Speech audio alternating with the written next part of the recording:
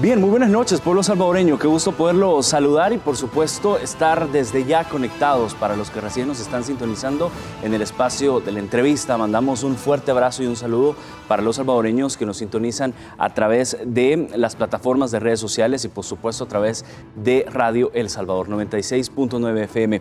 Hoy vamos a estar hablando de temas hacendarios. Está con nosotros y quiero que me acompañen para darle la bienvenida al ministro de Hacienda, amigo de la casa. Qué gusto que esté con nosotros, ministro, esta noche. Muy buenas noches, Armando. Bueno, complacido de estar nuevamente contigo en Noticiero El Salvador. Y bueno, con mucho gusto abordaremos todas las dudas que tengan nuestros televidentes. Y hay varias polémicas en la Asamblea Legislativa. De eso vamos a estar hablando. Bienvenidos. Adelante, ministro. Gracias.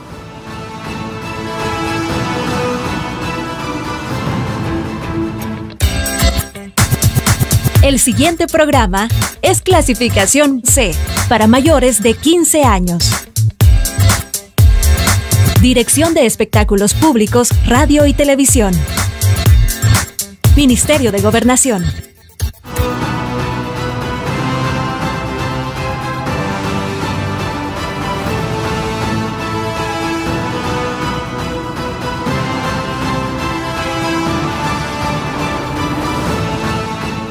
¿Cómo están? Bienvenidos, les saludo Armando Godoy. Comenzamos el espacio de la entrevista, este espacio que es preparado para ustedes en este jueves 25 de marzo de 2021. Quiero reiterar la cordial bienvenida esta noche a mi invitado. Se encuentra el ministro de Hacienda, Alejandro Zelaya. Reitero las buenas noches, ministro. Muy buenas noches, Armando. Bueno, reiterando también a ti. Como te decía, hemos estado ahora en la Asamblea Legislativa, como tú muy bien lo dijiste también. Han habido algunas polémicas en los últimos días en torno a las plazas fantasmas y otras denuncias que se han recibido, ¿no? Claro. Y de hecho, solo para tener un poquito de contexto, les cuento, esta mañana precisamente el ministro de Hacienda llegó a la Asamblea Legislativa, entregó un informe sobre gestión financiera del Estado 2020 y durante esta intervención aseguró que de ser cierta la denuncia sobre las más de 1.200 plazas fantasmas en la Asamblea Legislativa se estaría cometiendo un desfalco, escuche bien, de 75 millones de dólares solo en tema de salarios de personas que no han trabajado en los últimos 3 años. Pero para contarles lo que ocurrió este día en la Asamblea Legislativa, quiero que vean la siguiente nota. La Junta Directiva, a través del diputado presidente Mario Ponce, ha asumido la total responsabilidad por la planilla de empleados de la Asamblea Legislativa. Serán ellos los responsables de reparar el patrimonio público que pueda verse afectado. Y según su cálculo, la cuenta a pagar rondaría los 75 millones de dólares en concepto de plaza fantasmas durante los 3 años de esta legislatura. Con 75 millones hubiéramos comprado más computadoras para nuestros niños. Con 75 millones hubiéramos intervenido Cárcavas. Con 75 millones hubiéramos continuado reforzando el Plan Control Territorial. Dado que mientras termina esta administración, Hacienda debe seguir desembolsando mensualmente 3.3 millones de dólares en salarios, ya sea para los que trabajan y no en la Asamblea, el ministro Zelaya se curó en salud al enviar una notificación al presidente Mario Ponce. Le pedí que confirmara si todos los empleados han venido a trabajar y han devengado su salario, porque yo no quiero incurrir en el delito de peculado culposo. Por eso enviará el escrito directo a Fiscalía, donde se aparta de la responsabilidad y se la deja en los hombros de los titulares de ese órgano del Estado. Este es un insumo para la investigación en la que la Junta Directiva asume la total responsabilidad y dice que todos los empleados para los cuales se solicitó transferencia en marzo 2021 han devengado su salario. Entre tanto, aseguró que abre las puertas del Ministerio de Hacienda para que los fiscales recaben información en caso de ser necesario y así terminar con los 1.200 fantasmas de la Asamblea Legislativa. Wendy Hernández, Noticiero El Salvador. 75 millones de dólares en salario de personas que no han trabajado en los últimos 3 años, ministro. Es una cifra indignante. ¿Qué se hubiera podido hacer con todo este dinero? ¿Cómo surge la cantidad? Sí, bueno, Armando, nosotros trasladamos alrededor de 3.3 millones mes a mes para los salarios de la Asamblea Legislativa. Evidentemente lo hacemos de muy buena fe, creyendo que los empleados llegan a trabajar, ¿no? Los únicos responsables de las situaciones anómalas dentro de la Asamblea Legislativa y responsables de reparar los daños patrimoniales que pudieran existir por las presuntas plazas fantasmas serán los miembros de la Junta Directiva, ¿no? Que es el organismo rector en materia de dirección de la Asamblea Legislativa. Entonces, nosotros de muy buena fe trasladamos 3.3 millones, así como trasladamos a todos los órganos del Estado el pago de las remuneraciones. Estos 3.3 millones, en lo que va de esta legislatura, nosotros hemos trasladado hasta este momento cerca de 150 millones para el pago de salarios. Entonces, de ser ciertas las denuncias que hace el sindicato, que son más de 1.200 plazas las que son fantasmas o son de personas que no llegan a trabajar, entonces estaríamos hablando de que son 75 millones los que se han acumulado de todos los desembolsos que nosotros hemos realizado a la Asamblea Legislativa. 75 millones que, como lo veíamos en la nota, yo les decía, lo pudimos haber invertido en nuestras carreteras, lo pudimos haber invertido en nuestras escuelas, acompañar o seguir acompañando el plan de entrega de computadoras a todos nuestros niños, seguir fortaleciendo la red hospitalaria. Hubiéramos dado más seguridad incluso en nuestras comunidades a través del Plan Control Territorial. Una de las fases del Plan Control Territorial cuesta 91 millones, Armando. Entonces, hubiéramos financiado una de esas fases. No hubiera necesidad de buscar financiamiento para ello. Pero, ¿qué es lo que ha pasado? Ha habido un esquema de saqueo público sistemático a través de estas plazas. De ser ciertas, como digo, la responsabilidad podría ir más allá o rondar los 75 millones. ¿Qué delitos, yo sé que no es abogado, pero qué delitos podrían incurrir, sobre todo la Junta Directiva, porque ellos son los que al final ven todo el manejo de plazas en la Asamblea Legislativa? ¿Qué delito podría incurrir?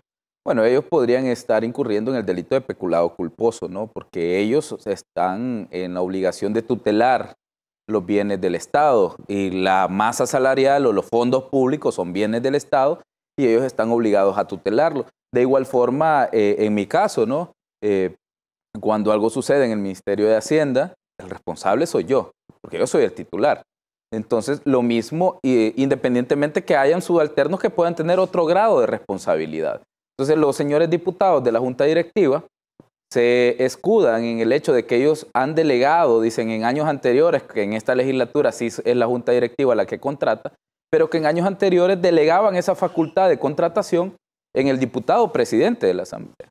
Eso, si bien es cierto, se delega la facultad, la responsabilidad también continúa, pues, porque la ley de procedimientos administrativos también ya señala quiénes son los órganos competentes o quiénes son las autoridades competentes en cada uno de los casos. Y los titulares, en el caso de la Junta Directiva, tienen una responsabilidad solidaria por todo lo que pasa en el órgano. Ahora bien, estos 75 millones de dólares son únicamente en esta legislatura, pero hemos visto, por ejemplo, presidencias como la de Lorena Peña del FMLN, hemos visto presidencias también como la del doctor Norman Quijano del Partido Arena, donde han liderado precisamente la Junta Directiva y han hecho este tipo de irregularidades. Y el sindicato decía, esto es lo que hay ahorita, pero obviamente esto es la punta del iceberg para revisar qué ha pasado atrás. Correcto, correcto. Y como te digo, a los diputados a mí me causa mucha gracia porque pretenden desviar la atención hacia quién es la persona que contrata o quién tiene la responsabilidad del contrato. Hay que recordar que aquí el problema no es la contratación o la forma en la que se da la contratación. El problema es que no llegan a devengar sus salarios. Entonces, no importa en la modalidad, te pueden haber contratado siguiendo todos los procedimientos administrativos que aseguren que tenés las calificaciones, que pasás los exámenes y los filtros, ¿no? Para el puesto. Pero si no llegas a devengar, el contrato evidentemente es ilegal, porque te estás enriqueciendo de manera ilícita, estás recibiendo una prestación y fondos del Estado, del pueblo. Una prestación monetaria, correcto, una prestación monetaria con el agravante de que estás lesionando también la hacienda pública. Entonces creo que, como tú muy bien lo dices, no es un secreto para nadie que esta práctica también se ha señalado en legislaturas anteriores, como la de Norman Quijano, como la de Lorena Peña, como la de Sigfrido Reyes, que por cierto ya es prófugo de la justicia salvadoreña. Entonces, todas estas legislaturas anteriores también han sido señaladas por este tipo de actos. Entonces, le corresponde a la Fiscalía General de la República realizar esas investigaciones, cierto, pero a mí, como ministro de Hacienda, también me corresponde asegurarme que no nos vayamos a ver inmiscuidos en una trama, ¿verdad?, en la que realmente es deplorable o es inadmisible que funcionarios públicos estén dentro de este tipo de esquemas que defalcan los fondos del Estado.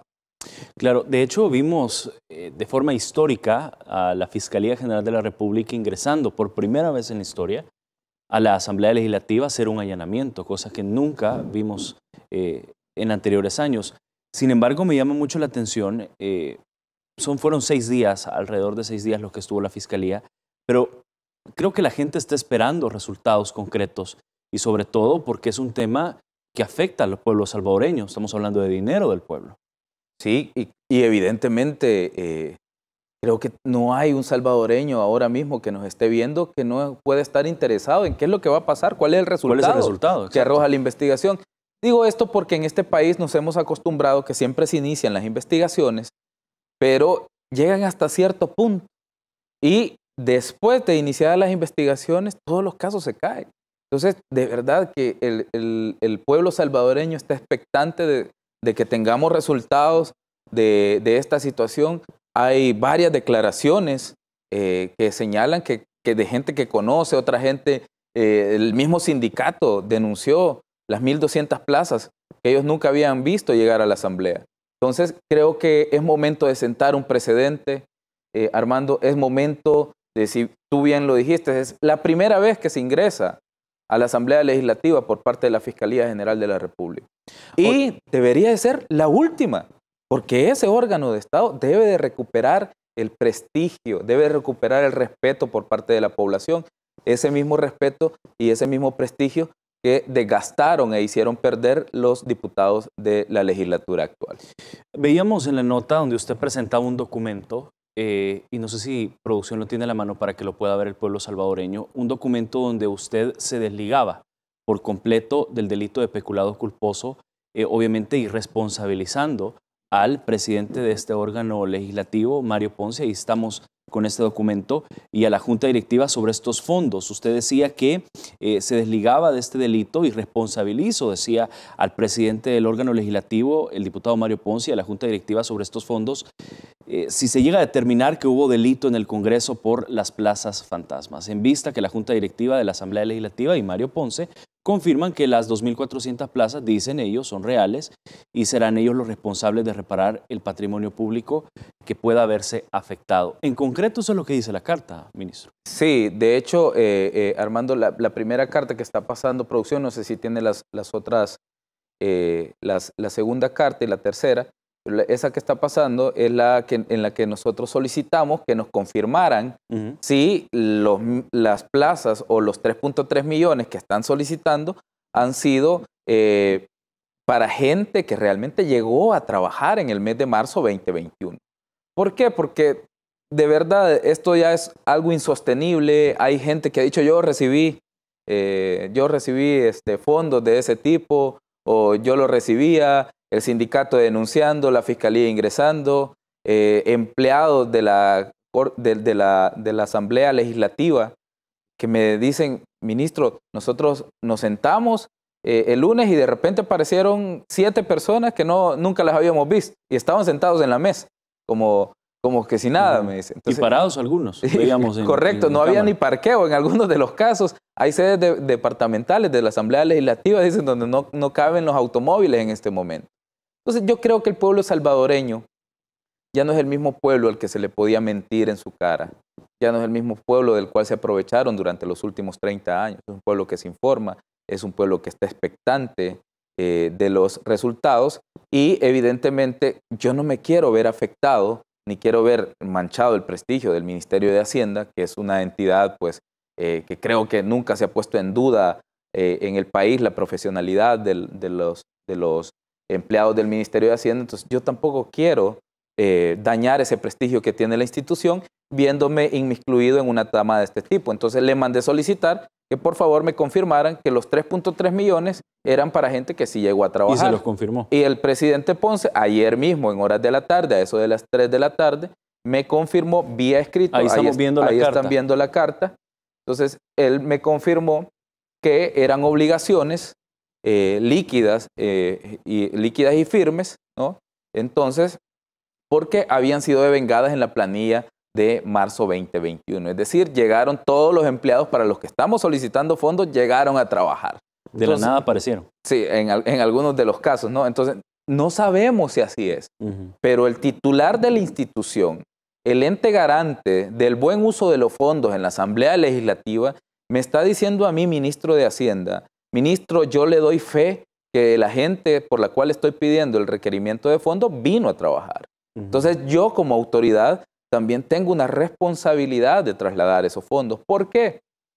Porque yo hablaba con el sindicato el día de ayer por la tarde y les decía, miren, yo entiendo que en la Asamblea Legislativa hay ordenanzas que llegan y cumplen con su labor, hay vigilantes que llegan y cumplen con su labor, hay secretarias que llegan y cumplen con su labor, yo las he visto, conozco gente que cumple, que es empleados institucionales, y a ellos evidentemente tenemos que salvaguardarle los derechos, porque no son ellos los que están cometiendo el desfalco de los fondos públicos, son otras personas que no llegan a trabajar. Entonces, a estos empleados no los podemos tampoco dejar sin salario.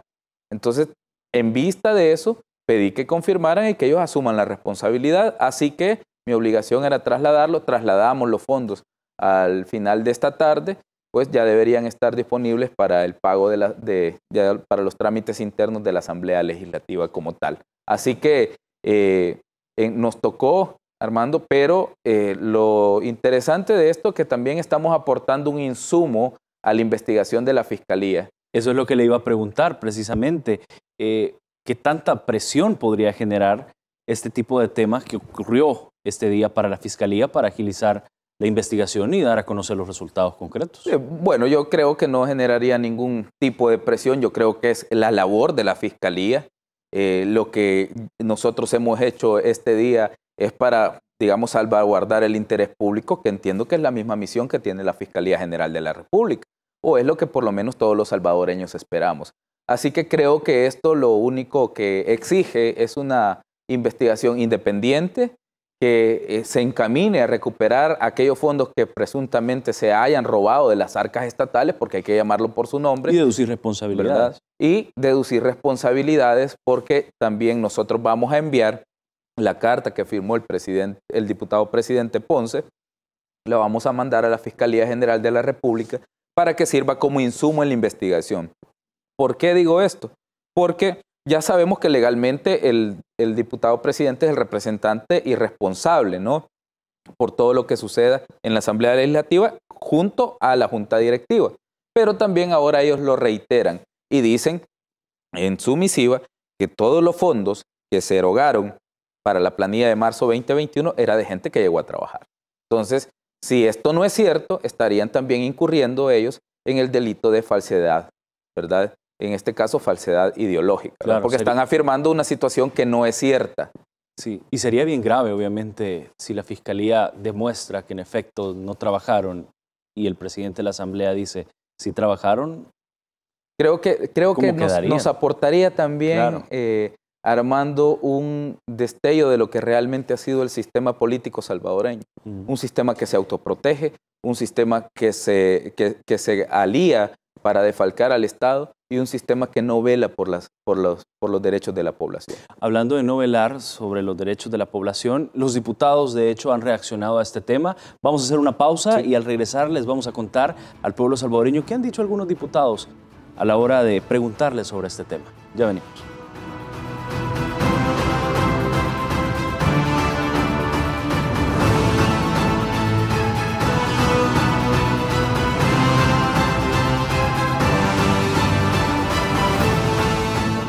Ya antes de irnos a la pausa, nos decía usted sobre denuncia de defalco de $75 millones por el tema Plaza Fantasmas en la Asamblea Legislativa. Y de hecho, ya los diputados han hablado al respecto y quiero que veamos lo que han dicho. Y es que específicamente han hablado los del FMLN, quienes se han mostrado muy molestos al saber que se les retrasaría su salario a raíz de estas investigaciones de plazas fantasmas en este órgano de Estado. Pedirle a la Junta Directiva del Legislativo que dé fe del trabajo de los 2.400 empleados para quienes se pidió salario en marzo genera opiniones encontradas entre diputados. Muy probablemente el ministro de Hacienda se esté curando en salud al solicitar esa certificación. ¿Curándose en salud de qué? ¿De qué se está curando? Es que, no, la ley no dice esto. Es decir, escribimos las leyes para que se cumplan o para que cada quien las entienda a su modo. Y al enterarse que el ministro de Hacienda retrasaría el pago de planillas por las famosas plazas irregulares en la Asamblea. ¿A quién le ha dicho a él que porque hay unos casos ahí tiene que retrasar los salarios? O sea que va a dejar aguantar hambre a los trabajadores solo porque dicen que hay plazas fantasmas. Yo no estoy diciendo, miren, a mí tráiganme mi salario. Estoy diciendo la violación a la ley. Su colega Shafiq Handal también tuvo una reacción similar ante el no pago. ¿Y ustedes no estarían dispuestos a dejar de percibir el salario mientras se investiga ese tema para que sí se le pague a la gente que sí devenga? Mire, yo creo que ese es un manejo ya arbitrario que usted me quiere hacer. Y para serle honesto, me parece ser que no es correcto. El salario es un...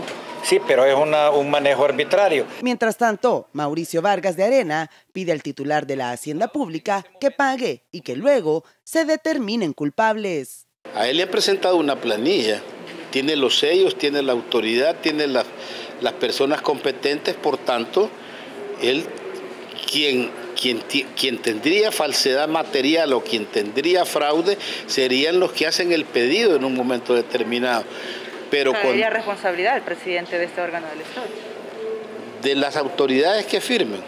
El titular Alejandro Zelaya confirmó que pese a la irregularidad de todos los diputados, percibirán su sueldo este mes. Con información de Wendy Hernández, Marisela Núñez, Noticiero El Salvador.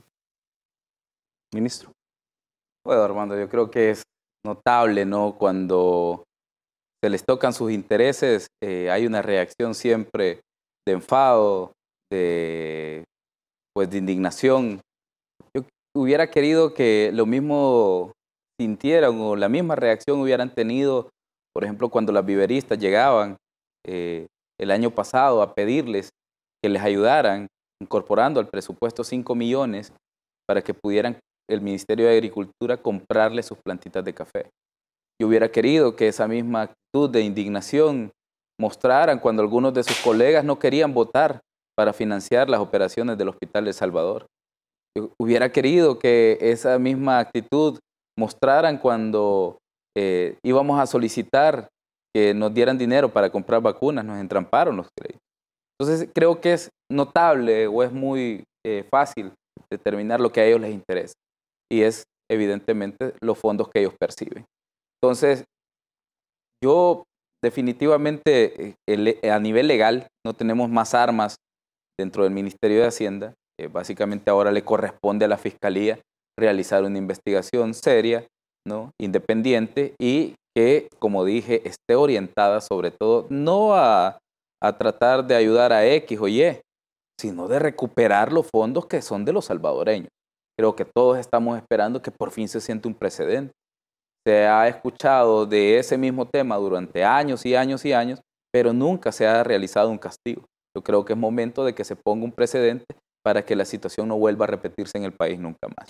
Y hablando, por cierto, de recuperar el dinero de los salvadoreños y específicamente de los trabajadores de la Asamblea Legislativa, el Sindicato de Trabajadores de este órgano de Estado, Citrasal, presentó esta semana una demanda de amparo ante la Sala de lo Constitucional de la Corte Suprema de Justicia. ¿Para qué? Bueno, para que los partidos políticos devuelvan el tema de las cuotas partidarias descontadas de forma obligatoria a los empleados entre 2018 y 2021.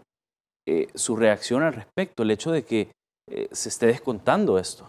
Sí, bueno, Armando, lo primero que hay que dejar bien claro es que cualquier donación a cualquier partido político es libre siempre y cuando sea voluntaria, ¿no? Tiene que cumplir con esas dos condiciones, ¿no? Sea totalmente libre y voluntaria. Si cualquiera de las dos condiciones no se cumple, estamos ante un hecho delictivo, ¿no? Que requiere que se intervenga por parte de, en este caso, del órgano judicial para tutelar el derecho de esta gente. ¿Por qué? Porque se le vulneró un derecho a estas personas al descontarles obligándolos. Ahora, ¿cuál va a ser el problema más grave para los partidos políticos, que si ellos no tienen documentado una carta en la que, o una carta o cualquier otro tipo de documento en la que uno de esos empleados haya estado de acuerdo para que se les realicen descuentos, van a tener que devolver esos fondos a esa persona. ¿Por qué? Porque todas las órdenes de descuento, en el caso de los empleados, creo que todos los empleados que nos están viendo lo saben, todas las órdenes de descuento se firman y se llevan al tesorero institucional debidamente documentado. En algunos de los casos le piden, o en la mayoría de los casos le piden que incluso esa autorización esté notariada o dé fe un notario que su firma es la que se ha puesto o la que se ha calzado en el documento. Entonces, si los partidos políticos dentro de sus contabilidades o dentro de sus registros financieros no tienen esta documentación que respalde la voluntad del donante, entonces eso creo que les va a causar pues, un problema bastante serio y tendrían que devolverle las cuotas. Claro, porque obviamente decían ellos, han hecho el descuento de forma ilegal y nos han obligado, decía el sindicato. En muchos de los casos, Armando, y creo que esto es algo que siempre se ha denunciado también en el país, existía la forma en la que se les comisionaba o se les quitaba una parte del salario y pues yo esperaría que estas cuotas no hayan sido también un requisito para obtener un empleo en una institución pública, porque parece que eso es lo que ha sucedido en la Asamblea Legislativa, que a algunos de ellos se les obligaba con el afán de decirles que les iban a seguir manteniendo sus puestos de trabajo, pero siempre y cuando donaran al partido. Es algo que ha sucedido en el país, no me pueden venir a decir a mí que yo soy el que estoy levantando alarmas, porque hay que recordar que la misma denuncia se tuvo allá por los años 2015, en el periodo 2015-2018 de la alcaldía de Soyapango, que en ese momento recuerdo que gobernaba este señor, creo que era de apellido Arévalo. No, era de apellido Arévalo, el último alcalde que tuvo Soyapango por el FMLN, también tuvo ese tipo de denuncia. Arévalo. Sí, justamente él. Recuerdo que fue uno de los alcaldes que tuvo una denuncia porque se les obligaba también a los empleados a retenerles esa cuota partidaria, ¿no? Y de manera, pues, obligatoria. De hecho, les habían mandado una nota. Esa era la denuncia que hacían, que a miembros del CAN les habían mandado una nota desde sus jefaturas diciéndoles que a partir de tal fecha se les iba a empezar a descontar la cuota voluntaria para los partidos. Bueno, vamos a estar sin duda también pendientes y ver si la Fiscalía también interviene a la Asamblea Legislativa en este tema y no se quede meramente en show, así como obviamente ha ocurrido hasta el momento en la Asamblea Legislativa en estos 6 días de allanamiento. 8 de la noche con 36 minutos, vamos a hacer otra pausa y al regresar vamos a estar hablando sobre los resultados también que está dando los jueves de evasores. Regresamos con más.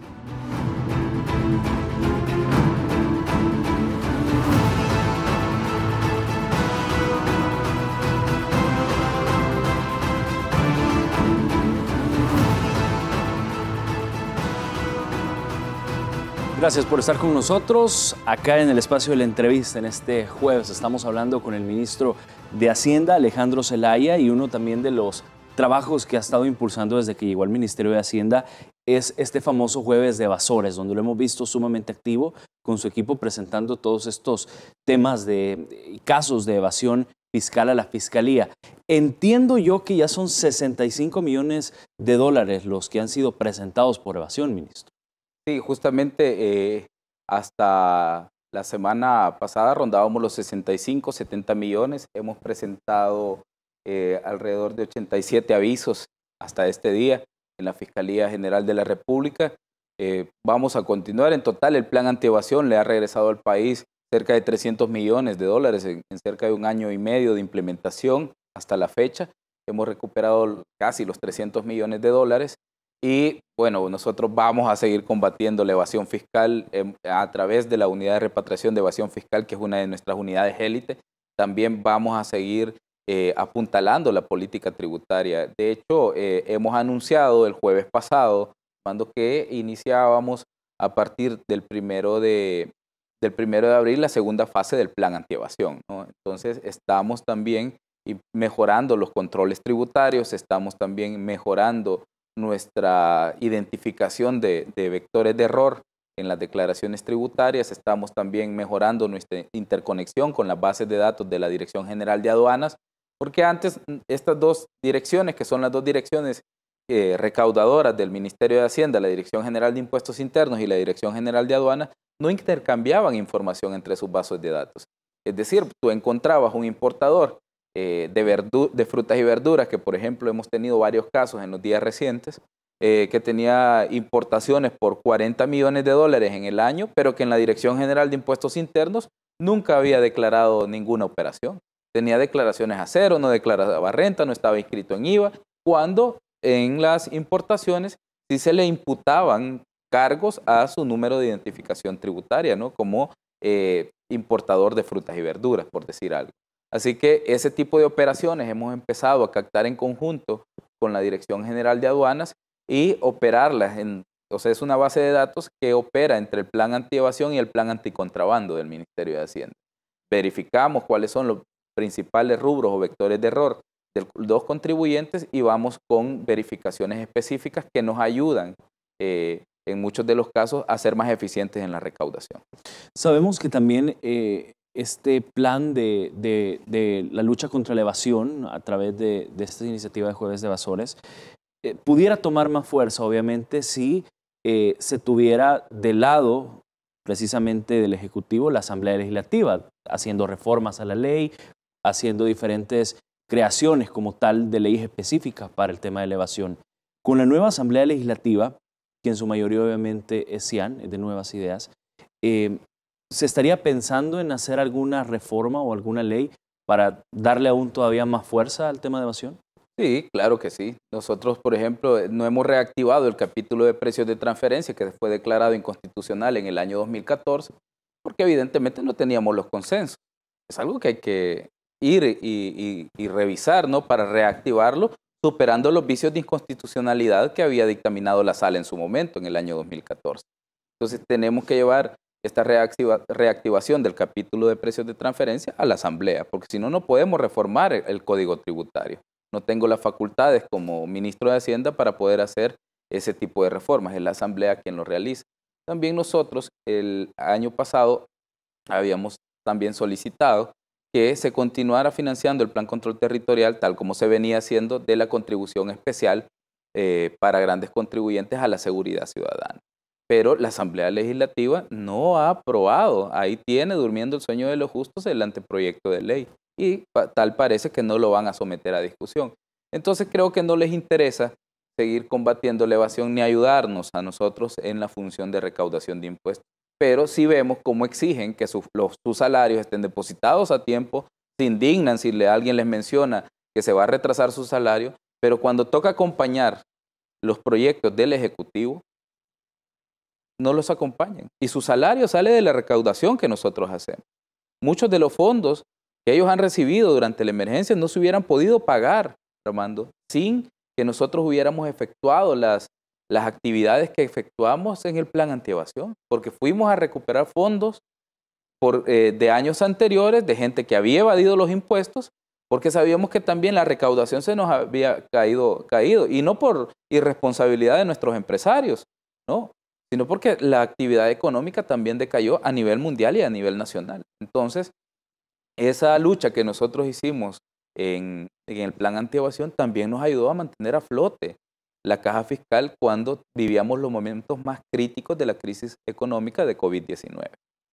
Ahora bien, ¿qué préstamos, y esto creo que es importante también hablarlo, qué préstamos se encuentran entrampados actualmente de la Asamblea Legislativa y cuáles estarían por liberarse ya con la nueva conformación de la Asamblea? Me imagino que obviamente tienen un check de todo lo que les ha bloqueado la actual Asamblea Legislativa. Claro que sí. De hecho, hay varios préstamos. Yo he remitido, por ejemplo, toda la brecha presupuestaria del presupuesto 2021 no la han aprobado.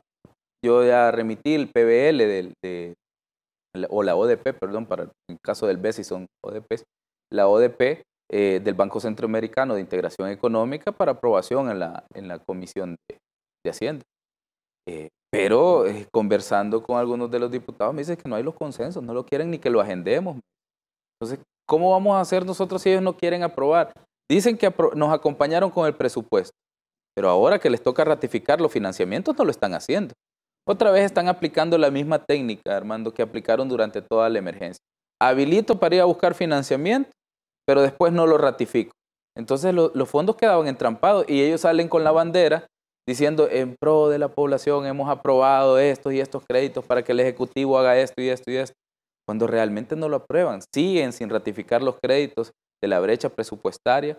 El préstamo de desarrollo local, por ejemplo, de 200 millones tienen trampado de casi 2 años ahí. Es un préstamo del Banco Mundial. ¿Pero por qué se entrampó, Armando? Porque cuando nosotros llegamos al gobierno, el crédito está diseñado para que haya una ejecución financiera centralizada y una ejecución física descentralizada. Es decir, que los gobiernos locales van a manejar las obras, pero los fondos se van a centralizar en el FIDL. Es decir, el FIDL contrata y la obra en tu municipio se realiza. Se supone que al alcalde le interesa que la obra se realice, no le interesa manejar los fondos él. Pero en la Comisión de Hacienda el crédito se entrampó porque esa condición, varios diputados, y en específico por comentarios que yo escuchaba en la comisión, el diputado Carlos Reyes quería que los fondos los manejaran los alcaldes y que no que se manejaran desde el FIDL.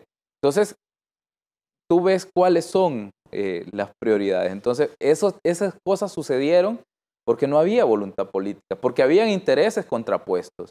Mientras que a cualquier alcalde normal que no esté pensando en nada que sea extraño, le parecería lo más común que alguien pague la obra con tal que se haga la obra en mi municipio. Yo, si fuera alcalde, accedería. Pero si su interés es de otro tipo, evidentemente va a querer manejar los fondos él. Entonces, ese tipo de situaciones sucedieron. Eso nos hizo perder 3 años de la vida del país. Los 3 años de la legislatura actual básicamente han sido 3 años perdidos. Preguntémosle a la población, preguntémosle, ¿qué han aprobado? ¿Qué ha producido la Asamblea Legislativa durante estos 3 años? ¿Qué leyes se aprobaron? Hubo ley del agua, hubo reforma de pensiones, hubo leyes que protegieran el medio ambiente, hubo otro tipo de leyes. No vimos ninguna. Todas las actuaciones de la Asamblea Legislativa de estos últimos 3 años fueron obstaculizar al Ejecutivo. Y de hecho, obviamente, el pueblo salvadoreño pasó factura el 28 de febrero y dijo no más. Diputados Arena, FMLN y otros partidos no más. Y de hecho le dio la llave a Nuevas Ideas con una mayoría calificada para poder impulsar estos grandes proyectos. De hecho, con la conformación de la nueva Asamblea Legislativa también entra una figura muy importante que de pronto en gobiernos anteriores no lo tomaban en cuenta, y es el asocio público-privado. Por ejemplo, que vendría obviamente a dinamizar la economía, a generar empleo y por supuesto mejorar las finanzas públicas del país. Y recuerdo que usted hace poco publicaba y decía que El Salvador es un socio estratégico para la inversión privada y obviamente los asocios público-privado vendrían a impulsar el crecimiento de la economía. Cuando se refiere a eso, ¿en base a qué lo dice, ministro? Armando, nosotros el día martes participamos en el Foro Centroamericano de Infraestructura que organizó IJ Global, que es una entidad especializada en temas de infraestructura. Hablamos sobre el paquete de asocios públicos privados que El Salvador tiene, que son una cartera de 16 proyectos actualmente, que son 775 millones y que se van a echar a andar en los próximos 32 meses.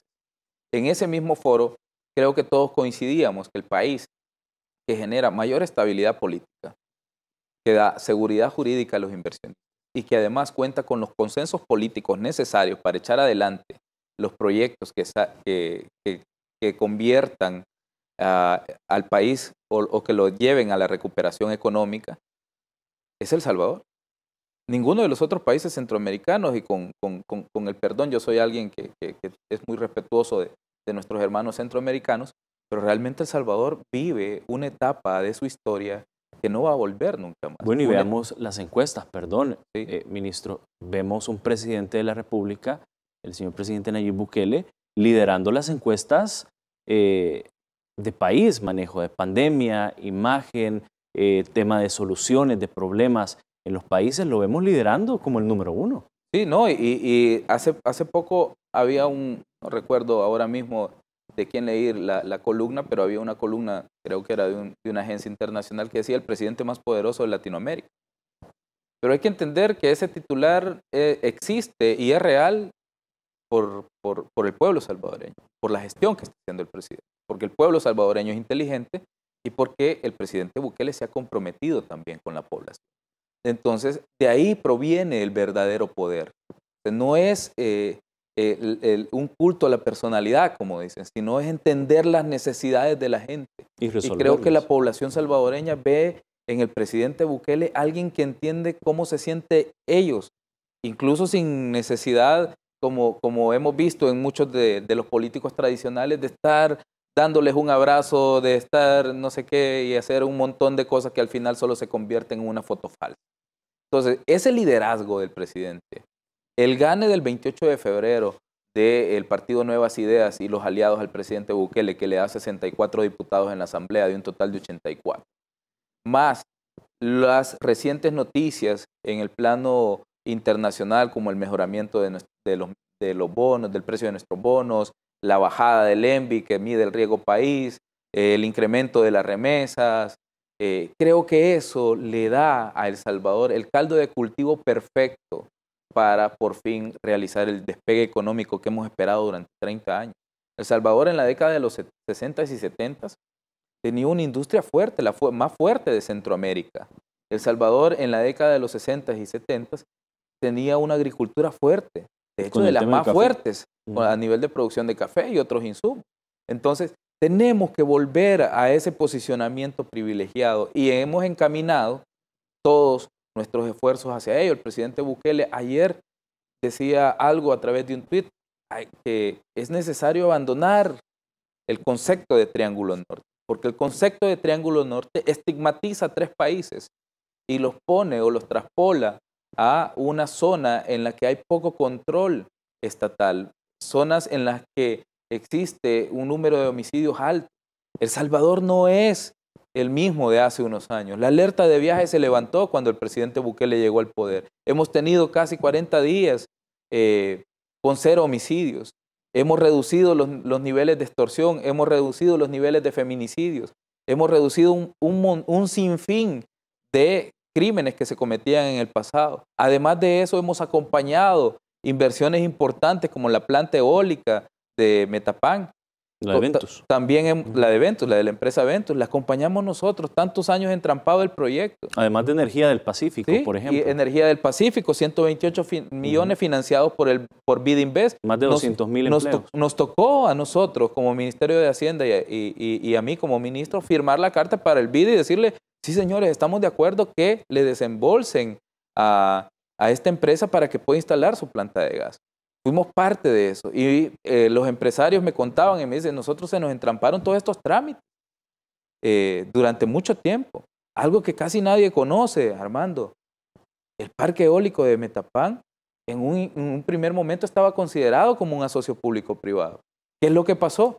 El Estado no lo hizo. Gracias a Dios, una empresa privada dijo, nosotros lo vamos a hacer. E hicieron el proyecto y evidentemente ellos serán ahora los que se queden con la ganancia, totalmente legal, legítima y plausible. ¿Por qué? Porque la falta de visión estratégica de nuestros gobernantes en el pasado no le dieron a El Salvador esa oportunidad. Gracias a Dios, una empresa privada como Ventus decidió instalarla, arriesgar su capital y mantener la inversión. Y por eso es que yo siempre repito, incluso cuando nosotros hacemos presentaciones en la Fiscalía, porque hay gente que dice que el empresario se asusta. No, el empresario correcto no se asusta. La gente de estas empresas que yo te digo, hablan conmigo. Pero claro, ¿para qué hablan con nosotros? Para pedirnos que ayudemos en la tramitología, para pedirnos que le demos facilidades de inversión, para pedirnos que le guiemos. Acompañamiento. Eso. Entonces, claro que nosotros vamos a ser los mejores amigos de esos empresarios.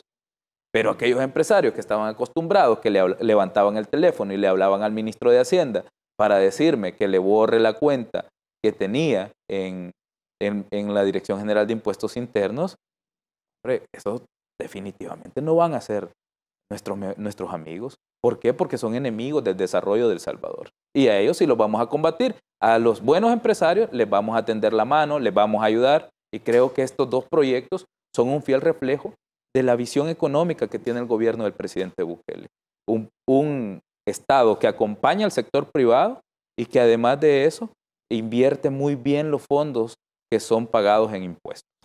Y hablando de impuestos, cuando son las 8 de la noche con 55 minutos, entiendo yo que en el mes de febrero ya arrancó todo el tema del impuesto sobre la renta, la contribución como tal, y que estaría finalizando el 30 de abril.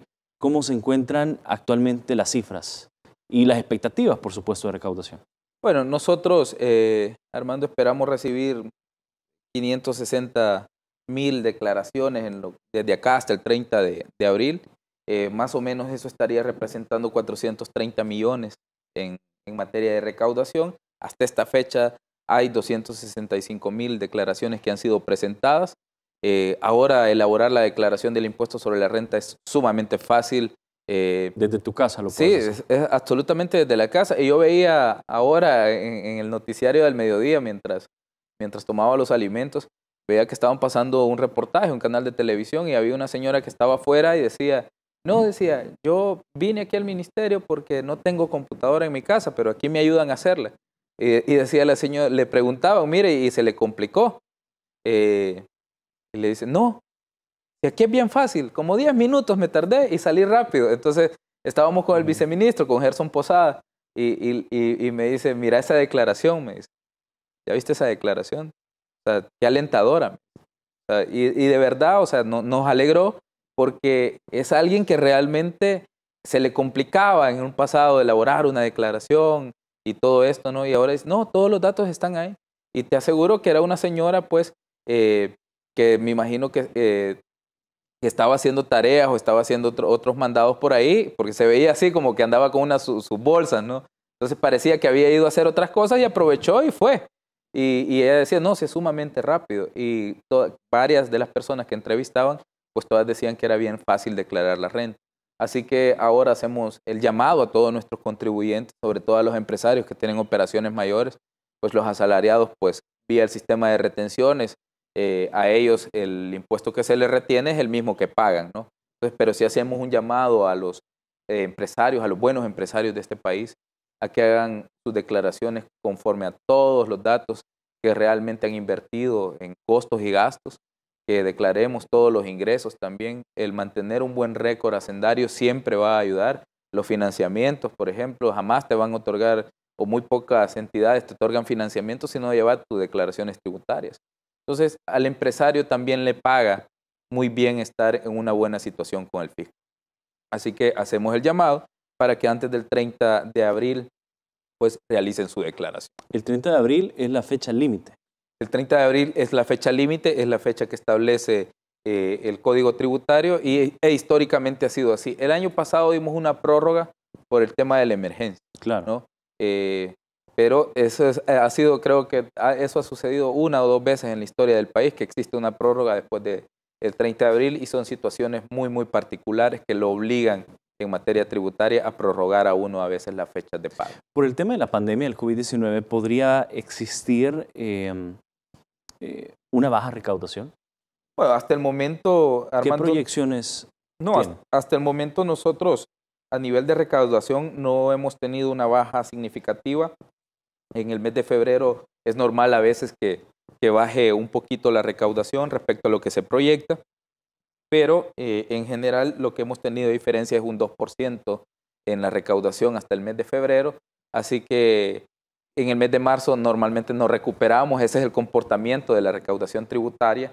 Se han recaudado 1.094 millones en total de los cerca de 1.136 que habíamos programado. Son cerca de 40 millones que en materia del presupuesto general de la Nación pues es un monto menor, por decir algo, no es tan significativo. Entonces, en marzo normalmente la recaudación sube y abril pues también sube bastante, ¿verdad? Porque se declara la renta y llegan todos esos ingresos al fisco. Claro, lo importante es estar también con cuentas sanas, cuentas claras, cuentas verdes con el fisco y obviamente a través de la plataforma muy fácil, muy amigable en el Ministerio de Hacienda, en el portal del Ministerio de Hacienda también usted puede ver, o si usted le dificulta que lleguen al ministerio como tal.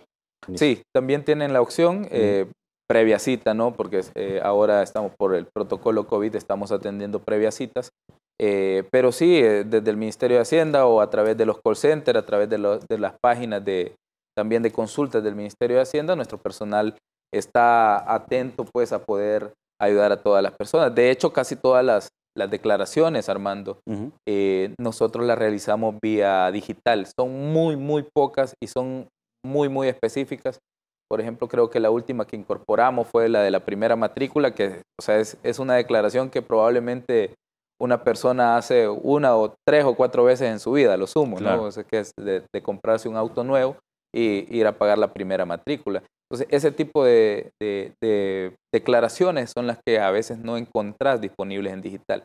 Pero de ahí todas las demás, pago cuenta, IVA, el informe 930, los ICB, informe de retenciones, informes de inventario, los de cirugías médicas, todo eso lo encontrás en formatos digitales. Ok, de acuerdo. Muchísimas gracias, ministro, por su tiempo. Ya son las 9 de la noche en punto. Quiero agradecerle y sin duda vamos a estar también pendientes de todo el trabajo que realicen y sobre todo el regreso de vacaciones también va a ser bien importante por todo el trabajo que van a realizar por el tema de impuestos sobre la renta. Muchísimas gracias. Gracias, Armando, y gracias a todos los televidentes que estuvieron pendientes de la entrevista.